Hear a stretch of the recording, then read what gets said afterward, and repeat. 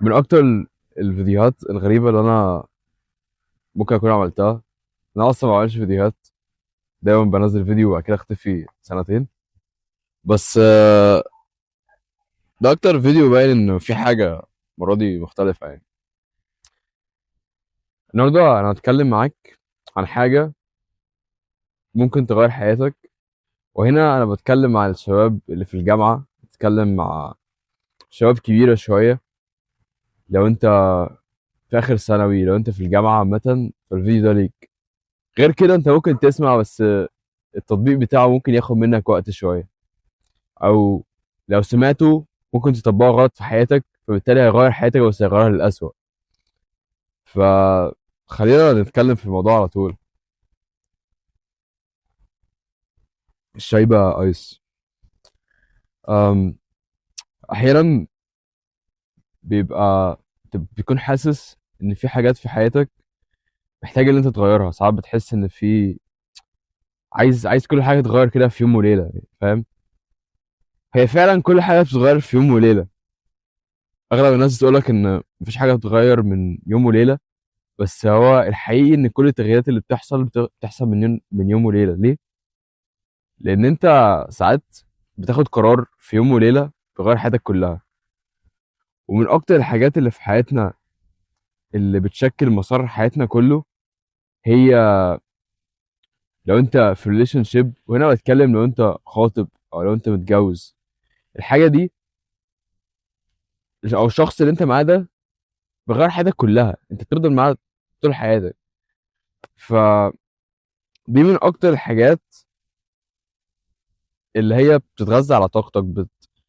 ما اقصدش ان هي حاجه وحشه، اقصد ان هي من غيرها الحاجه دي ما بتبقاش موجوده. فاهمك دلوقتي انا قصدي ايه. حاجه تانية زي نظام التعليم مثلا. لو الناس ما بتتعلمش مش هيكون في نظام تعليم. فنظام التعليم قائم بوجودك. فلو انت مش موجود، مفيش تعليم. فنظام التعليم من الحاجات اللي انت ما تقدرش اللي انت تطلع منها بسهوله، بالذات في المجتمع بتاعنا احنا. لان هي الناس زمان عامه لما كانت بتخش التعليم كان مرتبط بالثوره الصناعيه مثلا، ان انت رايح تتعلم عشان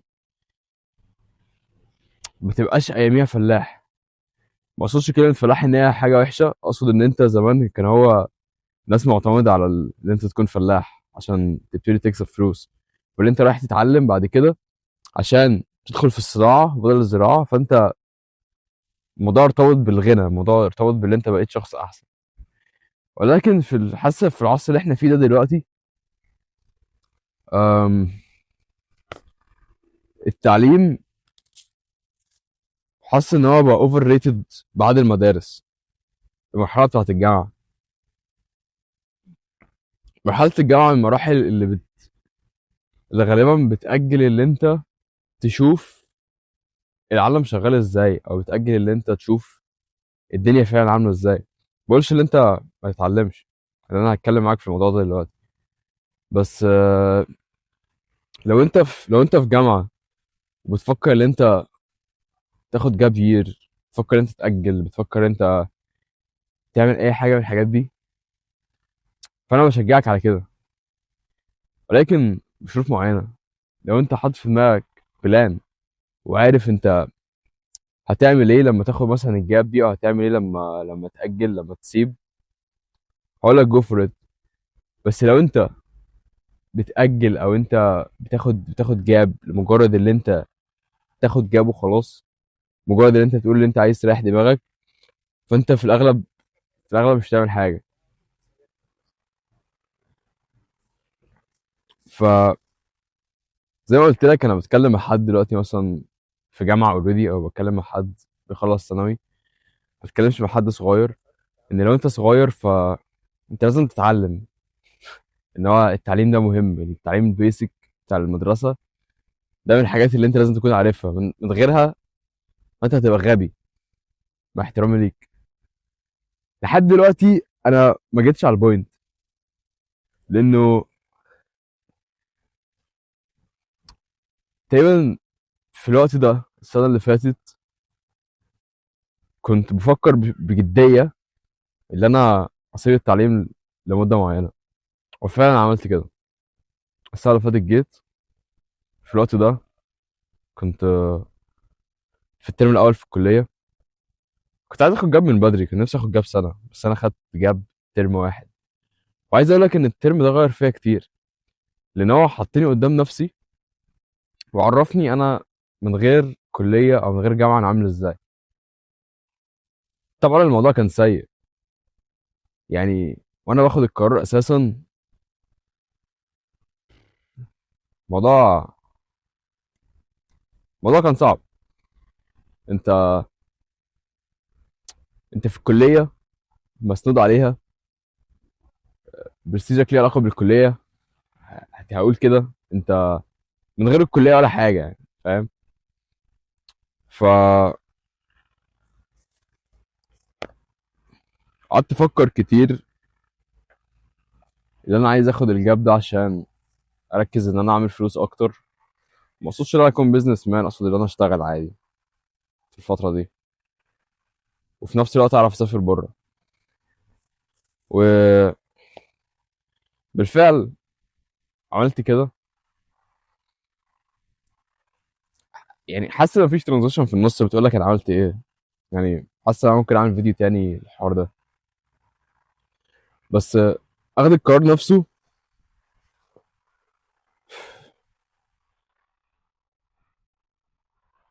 بتاع صعب قوي. اخد القرار نفسه كان بالنسبه لاهلك، بالنسبه بينك وبين نفسك. بالنسبه لاهلك، لو انت تاخد القرار ده، فانا عايز اقول لك حاجه حطها في دماغك، انه انت اللي بتعيش حياتك لنفسك، يعني محدش بيعيش لك حياتك. اي قرار انت بتاخده، لو العواقب بتاعته انت بس اللي متحملها، فانت خد القرار ده. لو القرار اللي انت بتاخده العواقب بتاعته حد تاني بيشيلها معاك، فساعتها هضطر اقول لك يا اسطى، انت السبب برضه في الاول وفي الاخر، ان انت ليه تخلي عواقب افعالك او عواقب الحاجات اللي انت بتعملها حد تاني يشيلها معاك. وهنا بتكلم لو اهلك معارضين ان انت تعمل حاجه زي كده، ابتدي اسال نفسك يعني هو ليه. ممكن مثلا يكون بيدفع لك فلوس الجامعه، فانت اللي يعني انت حطيت نفسك في البوزيشن ده. ممكن تبقى سايكل، يعني انت ممكن تبقى عايز بقى تسيب عشان تشتغل. ساعتها انت مش هتحقق حاجه كبيره، انت هتكون سايب الجامعه عشان مجرد انك تشتغل عشان تدفع فلوس الجامعه. فانت مش حاطط بلان كبيره. بس انت ممكن تشتغل مع الجامعه عشان تدفع فلوس الجامعه، عشان لما تدفعها تقدر تسيبها وتبتدي تخطط لحاجه الاكبر من كده. انا قلت في الاول الفيديو ده للناس الكبيره عشان تبتدي تفهم الكلام اللي انا بقوله، عشان لو انت مش قادر تريليت معايا في الكلام او الميتافور اللي انا بستعملها، ف جدعان انا مناخيري مش حاسس بيها. انا كان ممكن اصور في البيت عامه، بس حاسس ان كده احسن.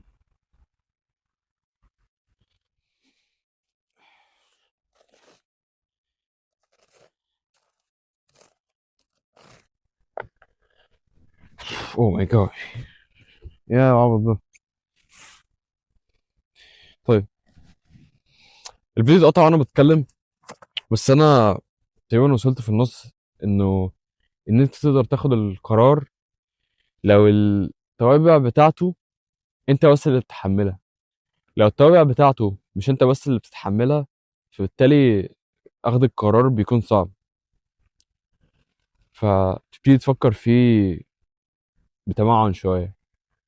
بس لو انت ليك حرية اتخاذ القرار والعواقب بتاعته كلها انت اللي بتشيلها، فتقدر تاخد القرار براحتك، يعني بكل منطقية. وكده كده انت يعني انت لو جيت اتكلمت مثلا مع اهلك في اي حاجة من الموضوع ده، اللي انت مثلا عايز تأجل ترم، عايز تأجل سنة، هيبتدي مثلا يسألك ليه. فلو انت مش عارف ترد على السؤال ده، فانت نفسك مش عارف انت ليه عايز تعمل كده. لو انت مجرد متحمس حاسس ان انت عايز تعمل حاجه خلاص وبعد كده هتفيجر اوت انت هتعمل ايه، ففاكس. لو الحاجه اللي انت هتعملها اكبر بكتير من اللي انت تكمل الترم او السنه اللي انت فيها دي، فروح.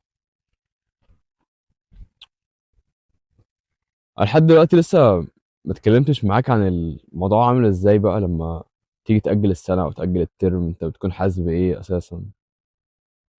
وأنت ما بتاخد القرار نفسه أنت بتكون متردد، بتكون خايف، خايف من الفشل قوي. بتحس إن أنت لو فشلت أنت مش هينفع تفشل أساسا يعني، هيبقى شكلك وحش قوي قوي يعني، قدام نفسك وقدام أهلك كمان.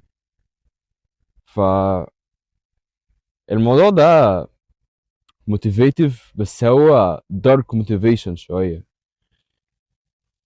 ان انت لما بيكونش قدامك خيار غير هو ده بس، انت بتتحط تحت ضغط مش حلو.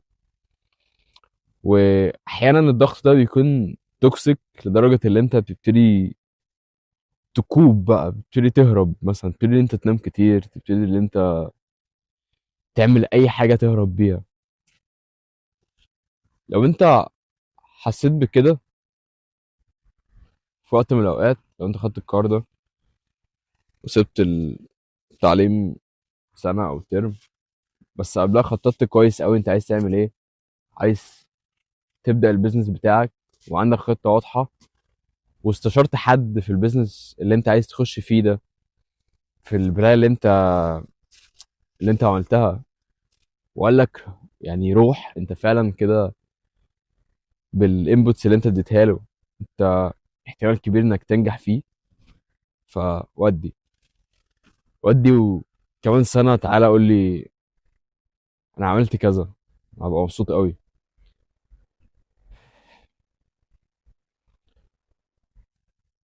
تقريبا في 2025 انا بس كنت عايز اطلع بره مصر، كنت فاكر ان حياتي هتتشقلب، وانا فعلا حياتي اتشقلبت يعني، حياتي اتغيرت. مش شرط تكون الأسوأ ومش شرط تكون الأحسن، اللي هي اتغيرت في الاتجاهين، في حاجات أصبحت سيئة وفي حاجات أصبحت كويسة، فبالتالي هي بالانس. بس على الأقل عرفت أثبت لنفسي إني الحمد لله عملت الحاجة دي. دي حاجة كويسة إن أنت تعملها لنفسك. في السنة دي إن شاء الله البراند التانية هي going into business more seriously، عشان دايما باخد الموضوع ده مش على محمل الجد خالص، ابتدي افكر بس انا مش بنفذ قوي، ده غلط طبعا. فالفترة الجاية انا هشتغل على بيزنس جامد ان شاء الله، هبقى انزل هنا سيريس على اليوتيوب عن الرحلة بتاعتي، هبدأ في انهي نيش، هبدأ في انهي مجال، انهي لاين اصلا. واتمنى تكون استفدت حاجة من الفيديو ده، انا بس كنت بشرب الشاي الساقع وانا بتكلم معاك في نفس الوقت، حاسس ان الواحد ممكن يقول كذا حاجة بس هو مخبيه عن الكاميرا عامة، و في بوتنشال.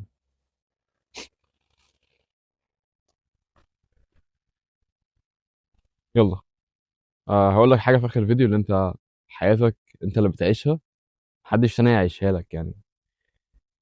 اعمل اللي نفسك فيه، وعلى ان هي تكون حرام او ان حد تاني هو اللي بيشيل عواقب افعالك. مش عارف اقفل الفيديو ازاي. يلا سلام.